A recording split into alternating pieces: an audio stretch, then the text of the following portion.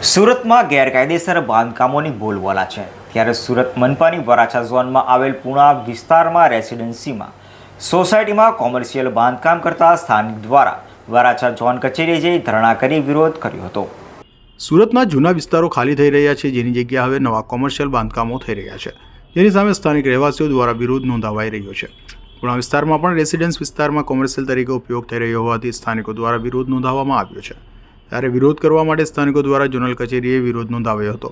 પણ ગામ વિસ્તારમાં રેસિડેન્સ વિસ્તારના કોમર્શિયલ બાંધકામ વિરોધ કરાયો છે। વરાછા ઝોન ખાતે સ્થાનિકોએ ધરણા કરવા પહોંચ્યા હતા અને વરાછા ઝોન ઓફિસ ખાતે ઝોનલ અધિકારી પાસે ધરણાની પરવાનગી માંગવામાં આવી હતી। જોકે પરવાનગી આપવામાં આવી ન હતી, છતાં વિરોધ કરવા માટે ગાંધી ચિંધ્યા માર્ગે લડત ચલાવાશે તેમ સ્થાનિકોએ કહ્યું હતું। તો વિરોધ કરતા એકે કહ્યું હતું કે અનેક વખત કોમર્શિયલ બાંધકામને લઈને સ્થાનિકો દ્વારા ઝોનમાં રજૂઆત કરાય છે, અત્યાર સુધી કોઈ નિરાકરણ આવ્યું નથી। પાલિકાના અધિકારીઓએ ડિમોલિશન માટે ભલામણ કરાઈ હોવાનો સ્થાનિકોએ આક્ષેપ કર્યો છે અને મોટા ગજાના વ્યક્તિએ 3 કરોડમાં સેટિંગ કરી હોવાના આક્ષેપો પણ સ્થાનિકોએ કર્યા છે। કોમર્શિયલ અને ગેરકાયદે બાંધકામનું ડિમોલિશન અથવા સીલ ન થાય તો ગાંધી ચિંધ્યા માર્ગે આંદોલન કરાશે તેમ પણ જણાવ્યું છે।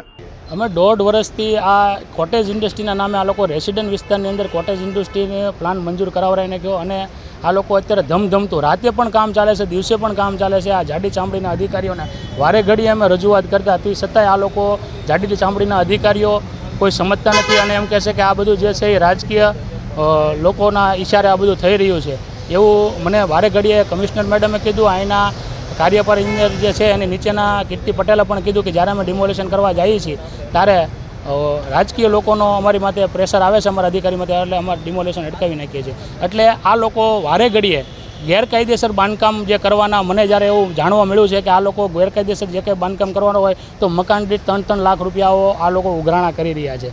અને જ્યારે પણ અમે રજૂઆત કરીએ છીએ તો આ લોકો જાડી ચામડીના અધિકારીઓ કોઈ પણ વસ્તુ સાંભળતા નથી અને એમ કહે છે બસ તપાસમાં છે એ જોઈએ છીએ, પણ આ લોકો કોઈ પણ જાતનું ડિમોલેશન કે કાંઈ પણ સીલ મારતા નથી।